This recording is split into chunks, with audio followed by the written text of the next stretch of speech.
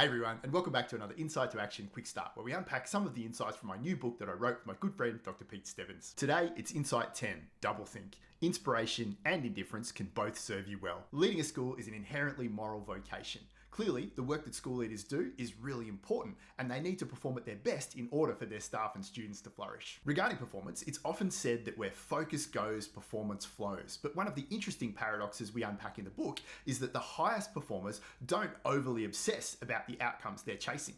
They obsess about process. Ordinary leaders become overly attached to the inspiration of the outcomes that they're chasing. They see this inspiration as good and any indifference shown towards outcomes as bad in both themselves and others. This fixed view creates tremendous stress and pressure, often causing leaders to choke and put in a subpar performance. Extraordinary leaders walk a more nuanced path. They use doublethink to hold two seemingly contradictory ideas in their minds at the same time. They know that both inspiration and indifference can help them grow, especially during difficult times. They know that while their job is really important, at the same time, it's just a job. And if they focus on the process rather than obsessing over the outcomes will take care of themselves. And this flexibility in thinking allows them to buffer against stress, as well as put in their best performance. So when thinking about your job, what mindset will serve you best? This or that? Taking your first steps with this insight is easy with the Insight2Action team session cards. On the front of the card, there are some thought-provoking questions to discuss as a leadership team, but my go-to is number 1,